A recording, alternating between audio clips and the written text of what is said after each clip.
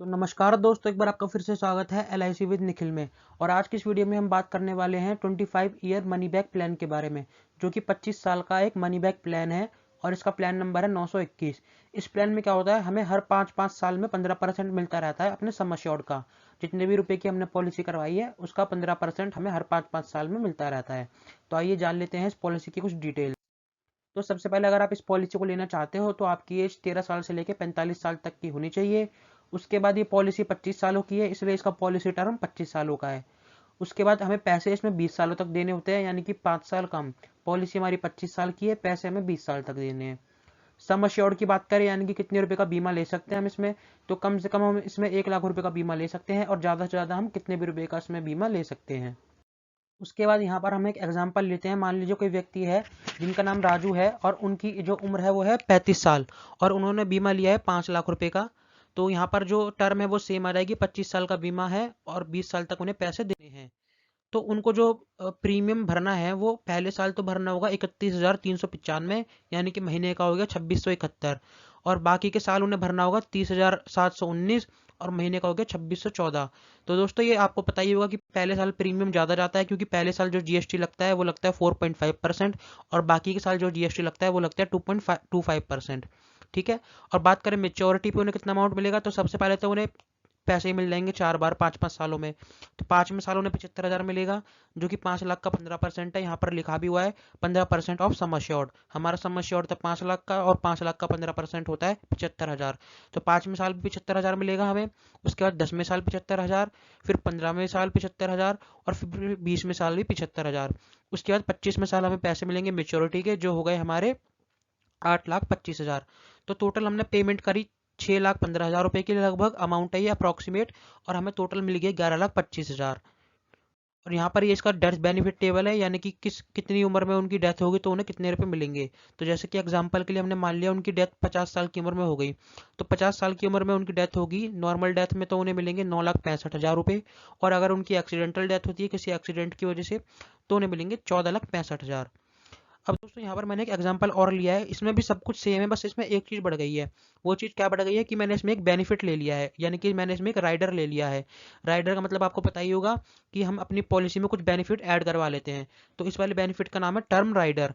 तो इसको भी आप इसमें ऐड करवा सकते हैं। इसमें क्या होगा, जब भी डेथ होती है पॉलिसी होल्डर की, तो जितना आपका सम एश्योर्ड है, जैसे कि मान लीजिए इसमें हमने 5 लाख का सम एश्योर्ड लिया है, तो जो अमाउंट हमें डेथ पे मिल रहा है वो तो मिलेगा ही मिलेगा, और साथ में सम एश्योर्ड का अमाउंट भी मिलेगा, यानी कि 5 लाख रुपए और एक्स्ट्रा मिलेंगे। तो इसी वजह से इसमें प्रीमियम भी बढ़ जाता है। तो पिछले प्रीमियम में आपने देखा होगा 2600 था, यहाँ पर 2800 हो गया अब, क्योंकि हमने इसमें एक बेनिफिट भी ऐड करवा लिया है। तो थोड़ा सा पैसे बढ़ते हैं प्रीमियम में, लेकिन हमें जो बेनिफिट होता है आगे चल के वो काफ़ी बड़ा होता है। तो इसीलिए यहाँ पे पहले साल जाएंगे 33,000 रुपये, और जो मंथली हो गया वो हो गया 2883 रुपये। और यहाँ पर आप क्वार्टरली और हाफ ईयरली भी देख सकते हैं इतने रुपये इसमें बने। उसके बाद अगले साल से इसमें इतने रुपये जाएंगे। और सेम यहाँ पर अमाउंट मिलने वाला सेम है, 5वें साल 75,000, 10वें साल भी 75,000, 15वें साल भी 75,000, 20वें साल भी 75,000, और फिर 25वें साल मिलेंगे 8,25,000। यहाँ पे हमने पेमेंट करी 6,63,000 की और मिले 11,25,000 रुपये। अब यहाँ पर ये इसका डेथ बेनिफिट टेबल है, इसमें आप देख सकते हैं कि यहाँ 50 साल की उम्र में इन्हें ज़्यादा अमाउंट मिल रहा है। यहाँ पे 14,65,000 मिल रहा है नॉर्मल डेथ में, और एक्सीडेंटल में मिल रहा है 19,65,000। यहाँ पर मैंने कंपैरिजन टेबल भी बनाई है। ये पहले वाले एग्जाम्पल की टेबल है और ये दूसरे वाले एग्जाम्पल की टेबल है। यहाँ पर आप देख सकते हैं 50 साल की उम्र में मान लीजिए उनकी डेथ हो जाती है, तो उन्हें नॉर्मल डेथ में मिल रहा है 9,65,000। और यहाँ पर इस बेनिफिट के साथ में हमें मिल रहा है 14,65,000 50 साल की उम्र में ही। तो यहाँ पे हमें 5 लाख ज़्यादा मिल रहे हैं, क्योंकि मैंने आपको बताया हुआ है कि इस बेनिफिट को ऐड करवाने के बाद आपको सम एश्योर्ड और एक्स्ट्रा बढ़ जाता है, यानी कि 5 लाख रुपए का आपका बीमा था तो 5 लाख रुपए एक्स्ट्रा आपको यहाँ मिलेंगे। ठीक उसी तरीके से 50 साल की उम्र में यहाँ एक्सीडेंटल में है 14,65,000, और यहाँ पर 50 साल की उम्र में एक्सीडेंटल में है 19,65,000। तो यहाँ पर भी 5 लाख रुपए बढ़ गए। तो यहाँ पर आप इस बेनिफिट कार्ड करवा के काफ़ी अच्छा अपना मुनाफा कर सकते हैं।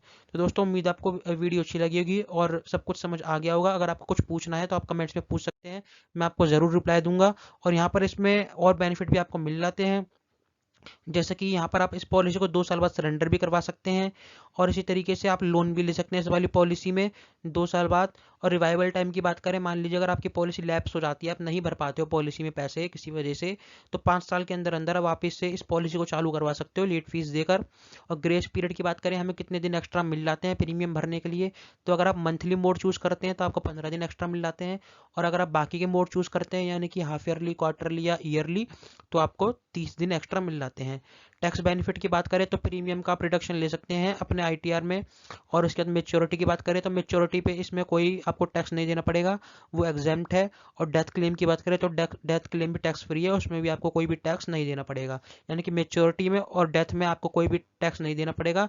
प्रीमियम में आपको टैक्स देना पड़ता है, जो कि मैंने आपको पहले बता ही चुका हूँ, और इसका भी आप डिडक्शन ले सकते हो उस टैक्स का भी।